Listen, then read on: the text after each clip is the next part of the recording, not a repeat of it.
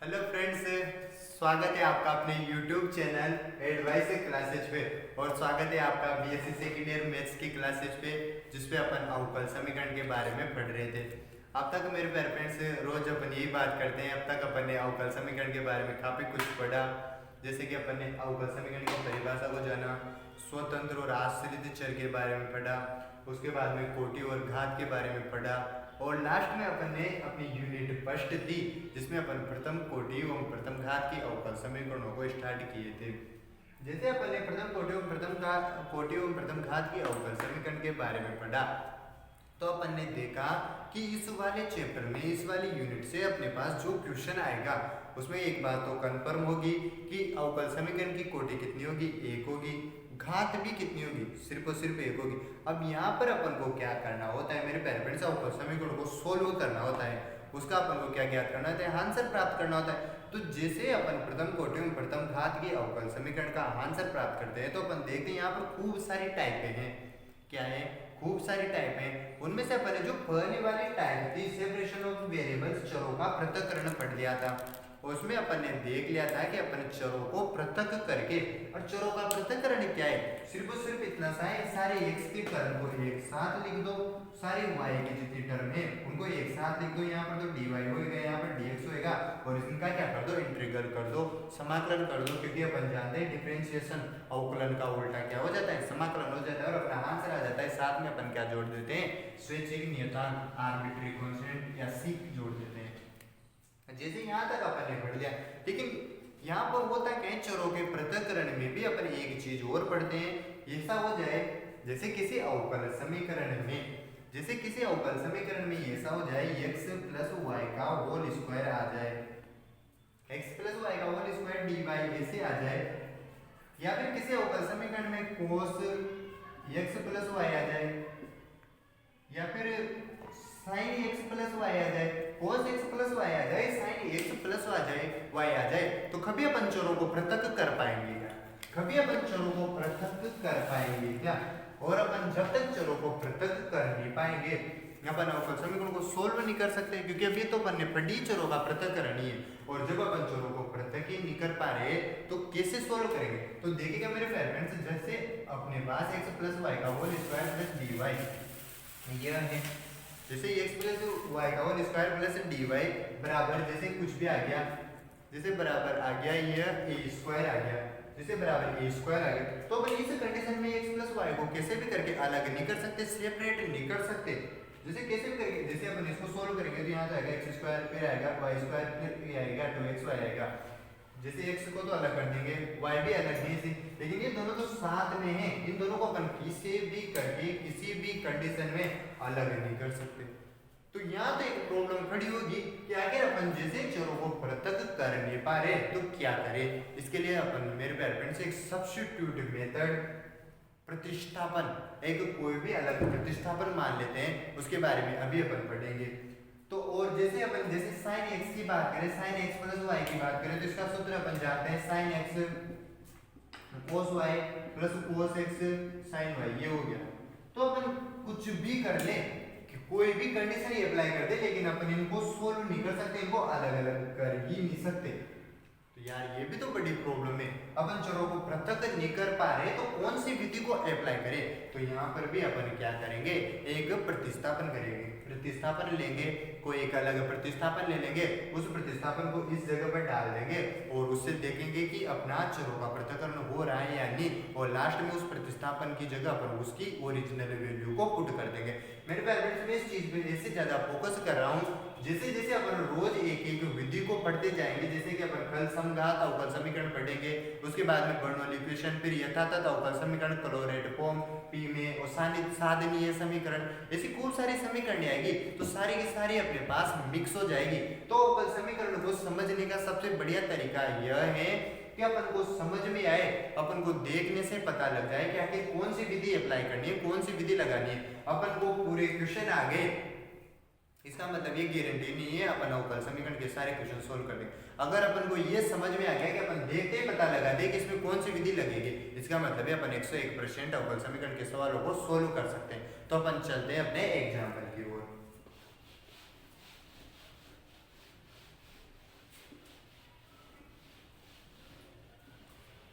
जैसे अपन एग्जाम्पल देखेंगे अपना, तो क्वेश्चन कैसा आएगा, अपन डायरेक्ट क्वेश्चन में कटे करते हैं। जैसे अपने आएगा हल कीजिए, सोल्व इट, किसको सोल्व करेंगे, अवकल समीकरण को सोल्व करेंगे। क्वेश्चन कैसा आएगा, ऐसा क्वेश्चन देगा x प्लस वाई का whole square dy by D X is equal A square. ऐसा क्वेश्चन अपने एग्जाम में आ गया। इस क्वेश्चन को अपन को सोल्व करना है। अब अपन चोरों को पृथक तो कर ही नहीं पाए।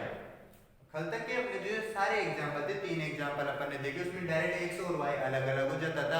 x और y को अपन साथ रख देते थे, dy के y के साथ तो dy रख देते थे, x के साथ dx रख देते थे, दोनों तरफ इंटीग्रल कर देते थे और अपना काम खत्म हो जाता था। लेकिन यार दिक्कत यह है, इन दोनों को अपन अलग नहीं कर सकते। और जैसे अपन अलग नहीं कर पाएंगे, तो अपन क्या करेंगे, प्रतिस्थापन को यूज में लेंगे। तो यहाँ पर एक प्रतिस्थापन मानते अपन, माना x plus Y is equal, इस v को मान लेते हैं। अब अपन को dy बाई dx की जगह dy बाई dx का भी तो मान निकालना है। तो अपन क्या करेंगे, अवकलन करेंगे। तो यहाँ x के साथ x अवकलन करेंगे। यहाँ पर कितना आ गया, dy बाई dx आ गया, और कितना आ गया, dv बाई dx आ गया। इसका एकदम फिक्स मेथड है, एकदम फिक्स प्रोसेस है। यहाँ से कितना आ गया, dv बाई dx इधर हो गया, और यहाँ से dv बाई dx माइनस 1 ये आ गया।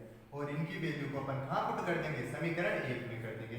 इसको तो अपन एक नाम दे देंगे, इसको 2, इसको क्या दे देंगे, 3 दे देंगे। और समीकरण 1, 2 व 3 से, समीकरण 1, 2 व 3 से, तो इस जगह पर अपन जैसे वैल्यू पुट करेंगे तो यहाँ तो कितना हो जाएगा, v स्क्वायर हो गया।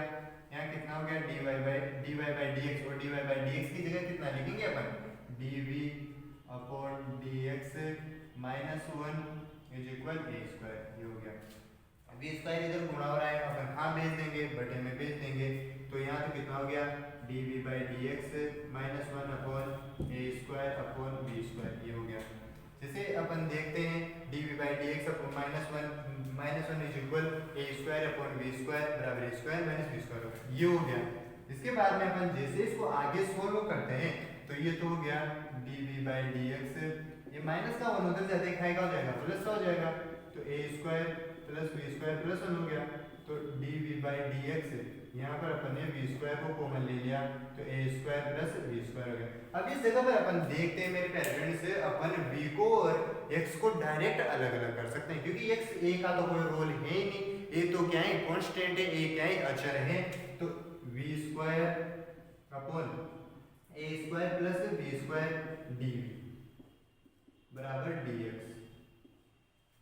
ये अपने पास आ गया। क्या आ गया मेरे parents, A square upon A square plus we square dv बराबर dx आ गया। और ये क्या है, ये क्या है, यही तो ये चरों का पृथक्करण। यही क्या है, यही तो क्या है, चरों का पृथक्करण।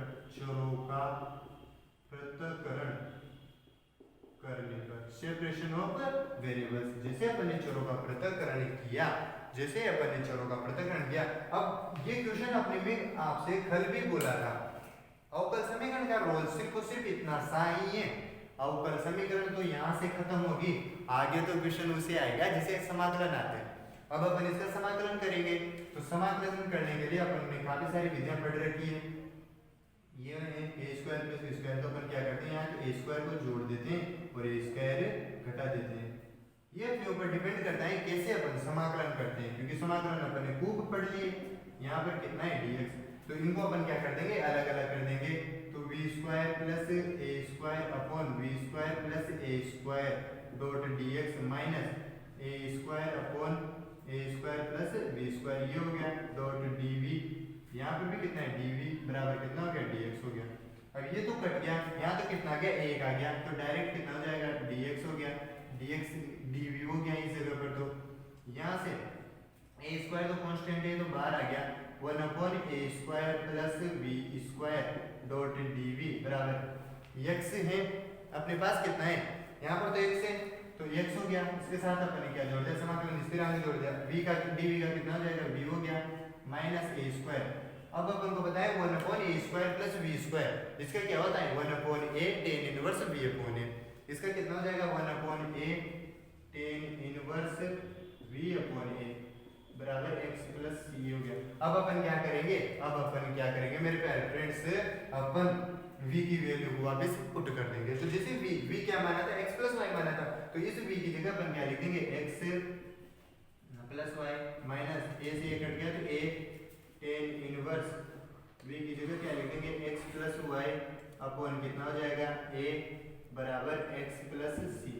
इस x से ये x कट गया, इस x से ये x कट गया, इधर कितना है y है, इधर कितना है y है, और उधर कितना है, ये माइनस का tan इनवर्स है। तो अपन का जो आंसर होगा या तो ये हो जाएगा या ये आगे की ओर सोल्व होता है, ये आगे की ओर सोल्व होता है, तो अपन इसको आगे की ओर सोल्व कर देंगे, जितना सिंपलीफाई कर सके उतना सिंपलीफाई करेंगे। x से तो x कट गया, यहाँ पर कितना बच गया, y बच गया, y minus a tan inverse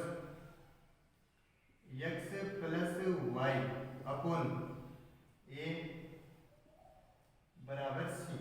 ये हो गया, ये y ये प्लस का इधर आते क्या हो जाएगा, माइनस का, y माइनस c बराबर प्लस का उधर जाते a tan inverse x plus y upon a। ये हो गया, ये गुणा है इधर आते क्या हो जाएगा, बटे में हो जाएगा, तो y अपॉन c बराबर ये हो गया, बराबर कितना हो गया, tan inverse x plus y upon a हो गया। ये tan इधर इनवर्स का इधर आते क्या हो जाएगा, प्लस में आ जाएगा, दोनों तरफ अपन tan ले लेंगे, तो इधर तो फाइन में लग गया, tan हो गया, इधर फाइन हो जाएगा, y माइनस y अपॉन ये हो जाएगा, इधर y ये इधर गुणा हो जाएगा, तो x plus y is equal ये tan y minus c upon a। ये हो गया, तो जो अपना आंसर होएगा, अपना आंसर यहाँ भी खत्म हो सकता है, यहाँ भी कहीं भी हो जाए, अपना तो सिर्फ और सिर्फ ये लाना है अपन को कैसे भी करके, और इसको हो सके उतना सोल्व करना है। तो अपना जो आंसर होगा x प्लस वाई बराबर a tan inverse y minus y बराबर a tan y minus c upon a, ये हो जाएगा। तो मेरे प्यारे फ्रेंड्स, इसमें अपन ने कुछ भी नहीं किया, सबसे पहले अपन ने देखा कि कौन से घात और कोटि के अवकल समीकरण, प्रथम कोटि और प्रथम घात के अवकल समीकरण, इसके बाद में अपन ने चरों को पृथक करने की कोशिश की। इसमें अपन चरों को पृथक तो कर ही नहीं सकते, इसमें अपन चरों को तो पृथक कर ही नहीं सकते, तो अपन ने कोशिश की कि यार कोई प्रतिस्थापन मान ले।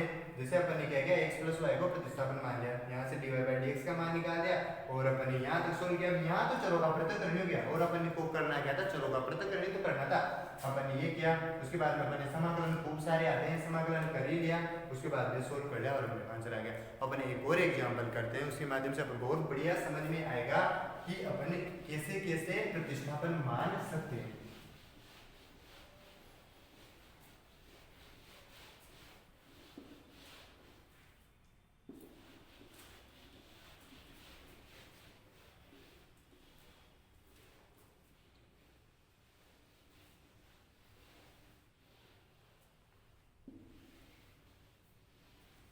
तो अपना अगला वाला जो एग्जाम्पल है, जो अपना अगला एग्जाम्पल है वो है dy by dx is equal 4x plus Y plus 1 का whole square.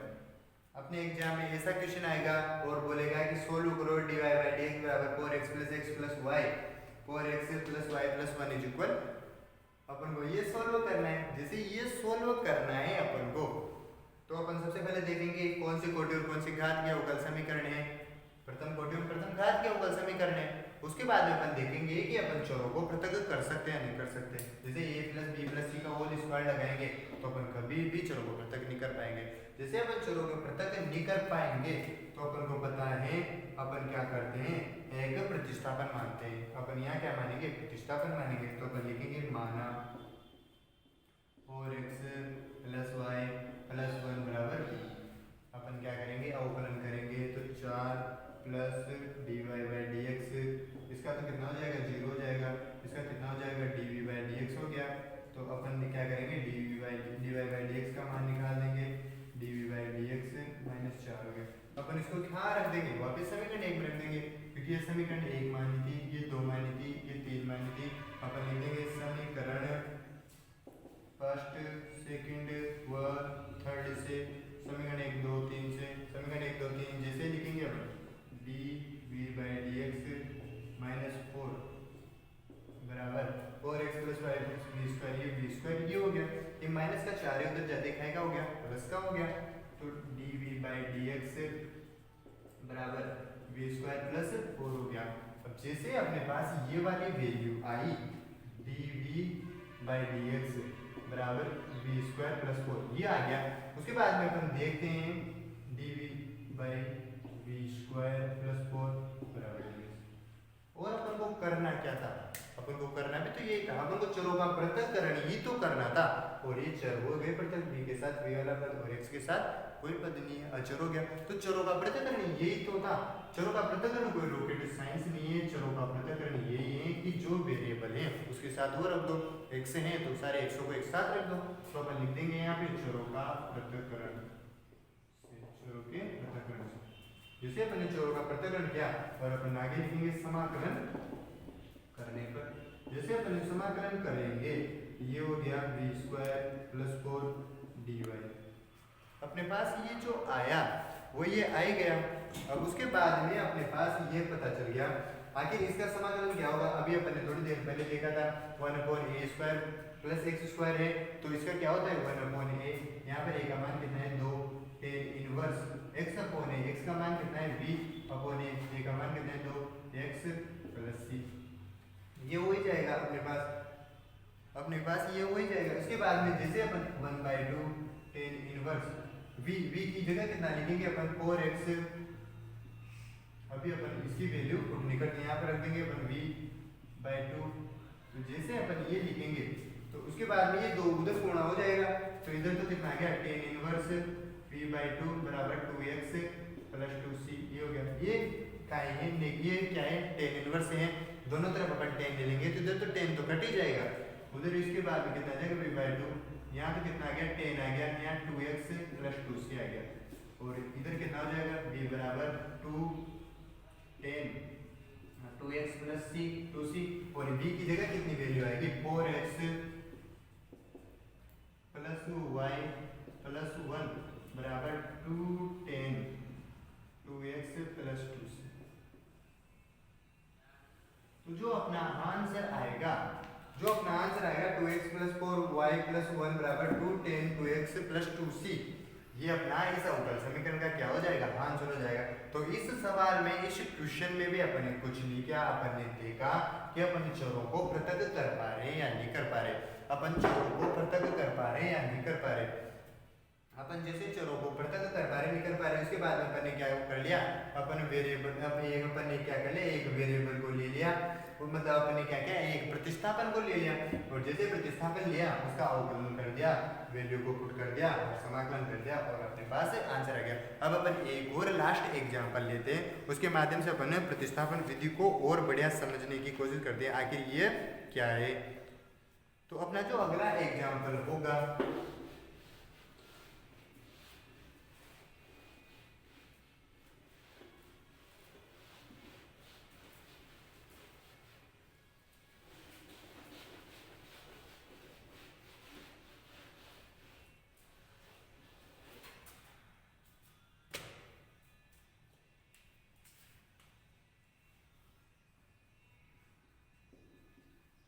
cos x + y dy बराबर dx। अपना ये एक अवकल समीकरण है क्योंकि dy और dx की घात कितनी है 1 है, कोटि कितनी है 1 है। और अपन से बोलेगा कि इसको आप सोल्व करो, इसको आप क्या करो सोल्व करो। तो सबसे पहले अपन ऐसे सवाल में क्या करते हैं dy/dx का मान निकालते हैं। जैसे अपन के पास dy/dx कितना आ जाएगा, जैसे अपने पास क्या आ जाएगा dy/dx 1/cos x + y। अब अपन किसी भी कंडीशन में x + y को ये x + y को अलग नहीं कर सकते, चरों को सेपरेट नहीं कर सकते, अलग नहीं कर सकते। जैसे अपन चरों को सेपरेट नहीं कर सकते, अलग नहीं कर सकते, तो अपन क्या करेंगे प्रतिस्थापन मानेंगे। तो अपन क्या करेंगे माना x + y बराबर v मान लिया अपन ने। तो यहाँ कितना हो गया 1 हो गया, यहाँ कितना हो गया dy/dx हो गया, यहाँ कितना हो गया dv/dx हो गया। अपन क्या करेंगे यहाँ से dy/dx की वैल्यू निकालेंगे, यहाँ पर dv/dx -1 हो गया। इसको अपन कहाँ करेंगे इसमें पुट कर देंगे। तो यहाँ कितना हो जाएगा dv/dx -1 बराबर 1/cos v। ये हो गया, ये माइनस का उधर जाते दिखाएगा हो जाएगा प्लस का हो जाएगा। तो ये तो dv/dx बराबर 1/cos v + 1 ये हो गया। उसके उसके बाद में अपन क्या करेंगे, एलसीएम लेके सोल्व करने की कोशिश करेंगे। तो डी बाई डी एक्स यहाँ पर जैसे कोस बी, ये एलसीएम आ गया, यहाँ तो 1, यहाँ पर कितना आ गया, कोस बी आ गया। उसके बाद में अपनी जो समीकरण बची, जो अपना समीकरण अपने पास आया लास्ट में, वो था dv बाई डी एक्स बराबर 1/cos b, 1/cos b, ये हो जाए अपना जो समीकरण था dv बाई डी एक्स बराबर 1/cos b upon cos b हो गया। अब अपन क्या करेंगे, सेपरेशन ऑफ वेरिएबल्स, चरों को पृथक कर देंगे। जैसे अपन चरों को पृथक करेंगे तो dx हो गया, और उसके बाद अपन क्या करेंगे, दोनों तरफ समाकलन करने की कोशिश करेंगे। जैसे अपन समाकलन करने की कोशिश करेंगे, यहाँ तो 1/cos b है, dv बराबर dx है, और अपन ऐसे काफी सारे क्वेश्चन कर लिए, और अपन यहाँ पर समाकलन करेंगे तो अपन ने काफी सारे क्वेश्चन किए, तो अपन क्या करते हैं, प्लस 1 कर देते हैं एक तो, और एक क्या करते हैं, माइनस 1 कर देते हैं, dv हो गया। उसके बाद में कितना हो गया, dx हो गया। एक बार तो अलग अलग बराबर करेंगे, अलग अलग के बटे लिखेंगे, तो इस पार से तो ये तो कट ही जाएगा, तो यहाँ तो कितना हो गया, dv हो गया, यहाँ पर कितना बच जाएगा, 1/1 प्लस cos v, ये बच गया। यहाँ पर कितना गया, dv, यहाँ पर कितना गया, dx आ गया। उसके बाद में अपन क्या करेंगे, यहाँ पर इंटीग्रल करेंगे, तो यहाँ पर कितना हो जाएगा, v हो जाएगा, माइनस 1/cos v, जैसे 1/cos v करेंगे तो ये कितना हो जाएगा, 1/2 cos स्क्वायर v/2, ये हो गया। अपने सूत्र को जानते ही हैं, और x का कितना हो जाएगा, x हो जाएगा प्लस c हो गया। अपन जानते हैं x का x हो जाएगा, उसका क्या हो जाएगा, प्लस c हो जाएगा। उसके बाद में जैसे अपन देखते हैं, इधर तो कितना बच गया, अपने पास b बच गया, इधर -1/2, तो यहीं से अपने पास ये -1/2 थे, 1/cos x स्क्वायर है, 1/cos x स्क्वायर है, वो ऊपर जाते हैं क्या हो जाएगा, sec स्क्वायर x हो जाएगा, sec स्क्वायर x/2 v/2, और इधर कितना है, v/2 बराबर कितना हो गया, x प्लस c, तो यहाँ तो कितना हो गया, v -1/2। सेक को कितना लिख सकते हैं अपन, 10,